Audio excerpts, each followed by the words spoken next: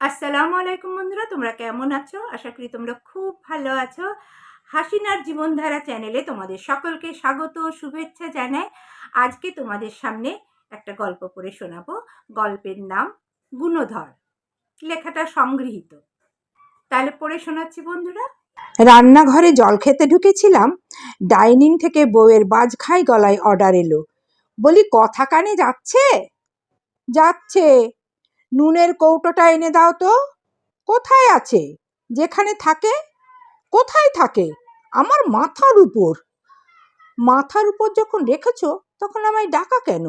হাত দিয়ে নামাতে অসুবিধা হলে মাথা ঝুঁকালেই তো টেবিলে ঠকাস করে পড়বে। কথাগুলো মনে মনে আওড়ালাম, কিন্তু বলতে পারলাম না। অনেক খোঁজাখুঁজি করে যখন পেলাম না, পাচ্ছি না তো। চকার মতো না খুঁজে ভালো করে দেখো, ঠিক পাবে। স্ল্যাবের উপরেই রাখা আছে। কেউ আমাকে চকা বললে ফাটা গোড়ালি থেকে তেল চিকচিকে ব্রহ্মতালু অবধি চিড়বিড় করে জ্বলে ওঠে। শটান বলে ফেললাম, জ্ঞান না দিয়ে নিজে দেখে যাও। স্ল্যাবের উপর কোনো কৌটো নেই। নিজে কোথায় রাখবে মনে করতে পারবে না, আবার আমাকে চকা বলা হবে। এই কথা শুনে বউ হ্যারিকেন বেগে ডাইনিং থেকে ময়দা মাখা হাতে রান্নাঘরে ঢুকে চিলের মতো ছোঁ মেরে চোখের সামনে থেকে নুনের কৌটো নিয়ে চলে গেল।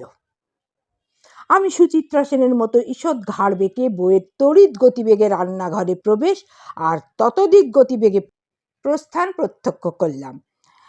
কিছুক্ষণ ভ্যাবলার মতো রান্নাঘরের স্ল্যাবের দিকে তাকিয়ে থাকতে থাকতেই বাইরে থেকে আওয়াজ এলো, ঢের ঢের চকা দেখেছি, কিন্তু এমন নির্লজ্জ চকা বাপের জন্মে দেখিনি।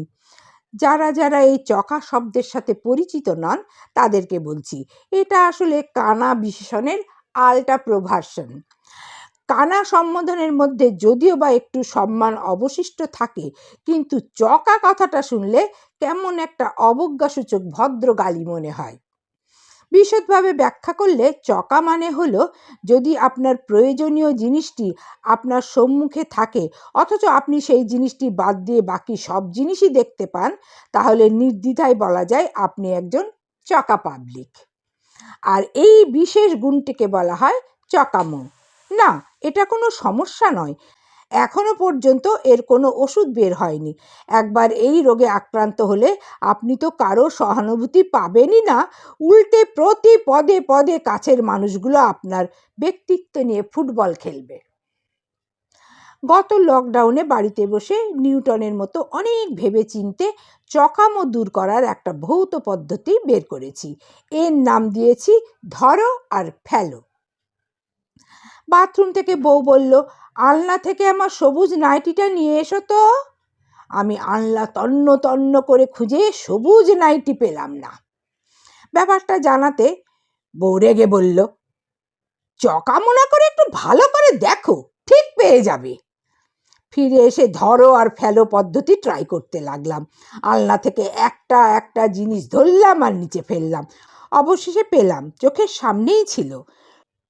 সময় সাপেক্ষ পদ্ধতি, কিন্তু কাজে আসছে। আমার দ্বিতীয় চারিত্রিক গুণ হলো কুঁড়েমি। ওটা নিয়ে খুব একটা ভাবি না, কারণ অনেকেই ওই গোত্রে বিলং করে, যদিও নাম পাল্টে কুঁড়েমি এখন হয়েছে ল্যাদামি, আর কুঁড়ে হয়ে গেছে ল্যাদঘোর। তবে একটা কথা এখন ফাঁস করছি, এই ল্যাদামি কিন্তু করোনার থেকে বেশি ছোঁয়াচে। ল্যাদঘোর পাবলিকদের একটি কমন বৈশিষ্ট্য হলো লেট রাইজার। বেলা 9টার আগে ঘুম ভাঙে না। বিয়ের আগে আমি 10টার সময় আর আমার হবু বউ সকাল 7টায় ঘুম থেকে উঠত। বিয়ের পর ছুটির দিন দুজনেই এখন 10টার সময় উঠি। সেবার কন্যাকুমারী বেড়াতে গিয়ে সূর্যোদয় দেখার জন্য আগের দিন সব বসে বসে প্ল্যান প্রোগ্রাম করলাম। ভোরে ওঠার জন্য 5টায় অ্যালার্মও দিলাম। পরদিন যথারীতি 3 নম্বর অ্যালার্মটা বন্ধ করে বউকে বললাম, আর যাবে দেখতে? বউ ঘুম ঘুম গলায় বলল, কেন বলো তো? না মানে এত সকালে উঠে সারাদিন শরীর ম্যাজম্যাজ করে যাবে, দিনের বেলায় সাইট সিনের মজাটাই মাটি হয়ে যাবে। কিন্তু আমি শুনেছি এখানকার সানরাইজ ভীষণ সুন্দর। ধুর, বাদ দাও তো, সেই তো একই ঘটনা। আকাশ একটু লালচে হবে, তারপর কোথা থেকে সূর্য মামা ফাঁস করে উদয় হবে, আর মেঘলা ওয়েদার হলে সব কিছুর 12টা বেজে যাবে। তার মানে একটা রিস্ক থেকেই যায় বলো। অবশ্যই, তার থেকে ঘুমিয়ে পড়া বেটার। সব অ্যালার্মগুলো অফ করে দুজনে ঘুমিয়ে পড়লাম। আমার যুক্তিগুলো বউ বিনা তর্কে মেনে নিল, তার কারণ আমার সাথে থেকে থেকে সেও ল্যাদামির শিকার হয়ে গেছে। এই গুণটা খুব একটা চাপের নয়, ফলাও করে লোককে শোনালেও প্রেস্টিজ ফেটে ফুটে তরমুজ হয়ে যাওয়ার কোনো সম্ভাবনা নেই বললেই চলে। তবে চকামি আর ল্যাদামি যখন কারো ঘাড়ের উপর একসাথে ভর করে তখন কীরকম কেস জন্ডিস হয় তার একটা ছোট্ট উদাহরণ দিচ্ছি। সকালবেলায় ঝোলা হাতে বাজারে যেতে আমার খুব বিরক্ত লাগে। রাতের ট্র্যাক প্যান্ট ছাড়ো, জিন্স পরো, জামা পাল্টাও, থলে নাও, এখন আবার নতুন হ্যাপা হয়েছে মাস্ক। মুখে দিলেই নিজেকে কেমন বানর বানর দেখতে লাগে। তারপর ফিরে এসে আবার সব খুলে বাড়ির পোশাক পরো। একদিন ভাবলাম ধুর, আর ট্র্যাক প্যান্ট আর খুলবো না, ওর উপরেই একটা ঢোলা ঢালা জিন্স পরে নিলাম। পরতে বেশ কষ্টই হলো, না গরম আমার অতটা লাগে না, আর পায়ে তো একেবারেই না। বাজার থেকে ফিরে এসে বাড়িতে পরা সেই প্যান্টখানি আর খুঁজে পাচ্ছি না। কোমরের মধ্যে টাইট হয়ে বাবাজি উঁকি মারছেন, কিন্তু চকামির আশীর্বাদে তাকে ধরতে পারছি না। জামা খুলে ফেলেছি, নিচের দিকে তাকালেই একটার উপর আর একটি প্যান্ট স্পষ্ট দেখা যাচ্ছে, আর আমি ঘর, ডাইনিং, বাথরুম, রান্নাঘর তোল পার করে গরু খোঁজা ছাগল খোঁজার মতো খুঁজে যাচ্ছি। বউকে বেশ কাঁচুমাচু করে বললাম, আমার বাড়িতে পরার প্যান্টটা তুমি কোথাও দেখেছ? মনে হয় ফেসবুক করছিল। মোবাইলটা খাটের উপর রেখে আমার কাছে এসে উপরে পড়ে থাকা প্যান্টটা ধরে টান মারে। আমি তৎক্ষণাৎ চেঁচিয়ে উঠে বলি, সকাল সকাল এসব কী করছো? বলেই নিচে তাকিয়ে দেখি যাকে হন্যে হয়ে খুঁজে যাচ্ছি সে আমার সাথে সাথেই ঘুরছে।